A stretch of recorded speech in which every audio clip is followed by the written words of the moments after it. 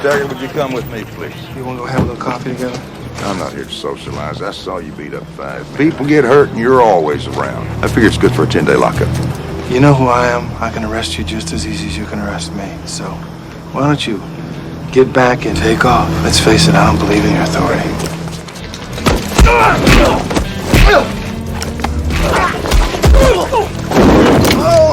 Now, I'll have 300 agents come up here and crawl up every orifice you got. Let's go, boys. No, sometimes two's not enough. You want to see if you call a few more folks around here?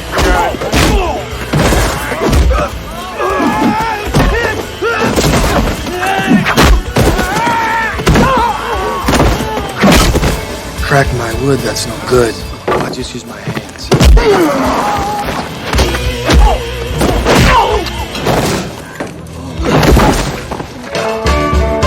What are you afraid of? That's just Mr. Federal Agent, man. Come here, boy. I want to talk to you. You better leave my friend alone or I'm gonna have to properly educate you on how to beat the shit out of somebody.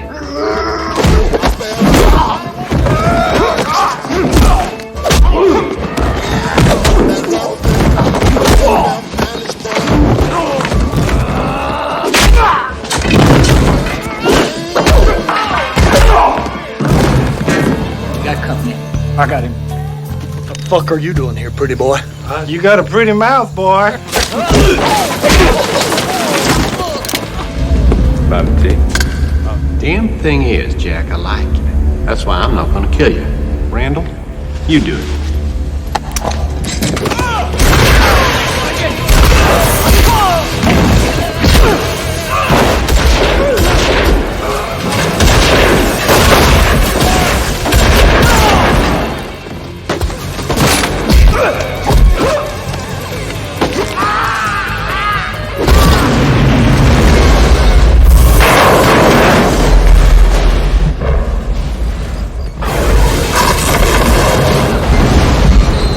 The story opens with Jack Taggart, a tough EPA agent who gets the news that his friend and partner, Frank Elkins, was found dead in a suspicious truck accident. Jack believes it was murder because 2 other agents have also died recently. The case leads to Jackson, Kentucky. An anonymous letter from the town reports that fish are dying and children are getting sick. Before he died, Frank discovered that the Hanner Coal Company was dumping thousands of barrels of toxic waste into abandoned mines. Jack's boss sends him undercover to confirm the dump site and find a witness willing to testify. Jack arrives in town posing as a humble, soft-spoken handyman who works for a charity that fixes up the homes of the poor for free. The next day, Jack begins working and meets a family with a sick young boy named Walter. Walter draws pictures of UFOs, but suffers from a strange rash, dizziness, and constant nausea. Jack recognizes these as symptoms of chemical poisoning. While working, Jack bonds with the local children and tries to gather information. While Jack is exploring, he is ambushed by armed men in a marijuana field. Jack uses his martial arts skills to fight them off and breaks one man's jaw. What the fuck are you doing here, pretty boy? I guess I should be kind of scared. You got a pretty mouth, boy.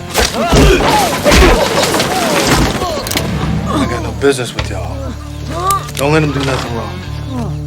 At a church service, Preacher Goodall introduces Jack to the community. Jack meets a lonely woman named Sarah Kellogg and tries to befriend her, but she is hesitant because the town gossips about her past. The next day, Jack offers to fix Cotton's rundown house, but Cotton prefers it that way to avoid attachments. Jack then approaches Sarah's home and offers to repair her steps, but she is wary and declines. At night, some locals try to scare Jack off by putting rattlesnakes in his bed while he sleeps. Jack calmly catches the snakes and remains unfazed. At a local street fair, a gang of Hanner's goons starts a fight with him. Jack takes them all down single-handedly in front of the whole town. No, sometimes two's not enough. You want to see if you call a few more folks around here?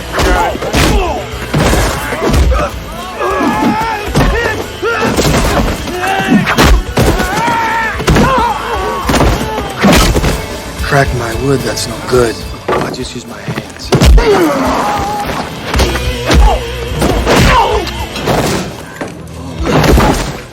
Jack begins to doubt preacher Goodall, realizing the preacher has been steering him away from people who know too much. Later, Sarah sells honey at the local store, and Jack buys every single jar. He uses this as a chance to talk to her and offers her a ride home in his truck. During the drive, they begin to bond and she starts to trust him. Because of this, she finally allows him to fix her house. Jack does his own research by testing the soil and water, which confirms the area is heavily contaminated. Following his leads, he goes to see Cotton. Cotton admits he is the one who wrote the anonymous letter to the EPA. He takes Jack to a hidden stream where the water is thick with black pollution and filled with dead fish. After dropping Cotton off, Jack heads to Sarah's house for dinner. The atmosphere is warm until her brother Earl storms in. He's aggressive and territorial, warning Sarah to stay away from the handyman and telling Jack to leave town before things get ugly. The next morning, the threats turn into violence. Jack finds Cotton beaten within an inch of his life. Jack rushes the bleeding man to the hospital, but as he's waiting, the corrupt local police show up to arrest him. Taggart, would you come with me, please? You want to go have a little coffee together? I'm not here to socialize. I saw you beat up 5 people get hurt, and you're always around. I figure it's good for a 10-day lockup. You know who I am. I can arrest you just as easy as you can arrest me. So, why don't you get back and take off? Let's face it, I don't believe in your authority.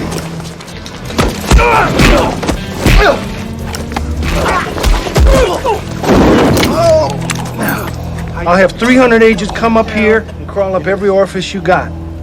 Let's go, boys. After Jack demolishes the cops at the hospital, Sarah is stunned. She demands to know who he really is, and Jack finally admits it. He's an undercover federal agent. The mob realizes Jack is too dangerous to live. They send an assassin in a massive truck to run him off the road and crush him. The truck rams Jack's vehicle in a high-speed chase, nearly killing him. Jack manages to leap from the wreck just in time, escaping the metal graveyard and turning the hunter into the prey.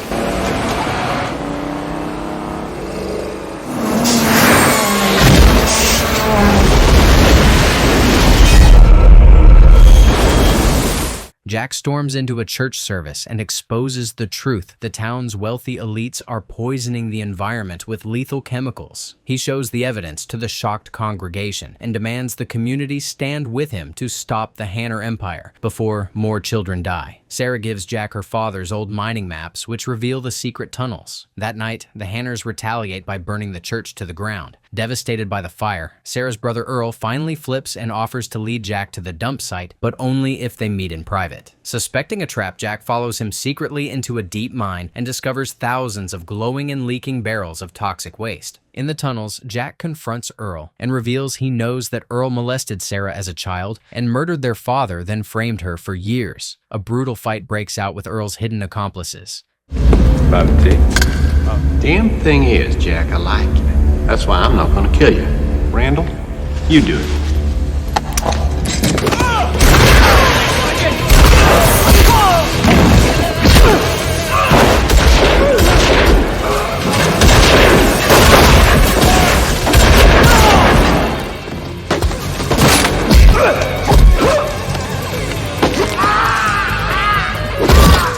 Kills the thugs and triggers an escape just as the mine collapses and buries Earl alive in the poison. Jack returns to Sarah and tells her to pack for protective custody, but the agents who arrive are actually Hanner's men in disguise. They kidnap Sarah at gunpoint and speed away. Jack pursues them in a high-speed chase and rams their vehicle off the road. He rescues Sarah in a fierce shootout.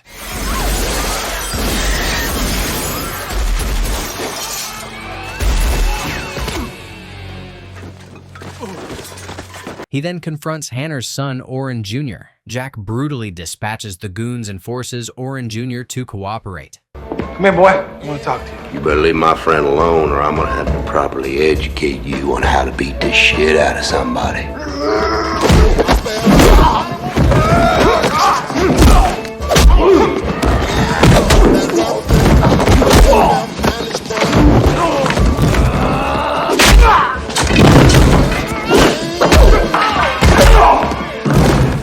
Jack then infiltrates Hanner's massive casino event and arrests the old man with FBI backup. Using evidence from his own son, who turned state's witness, Hanner is finally trapped. With the town safe and the toxic dump exposed, Jack promises Sarah a new life as justice finally wins.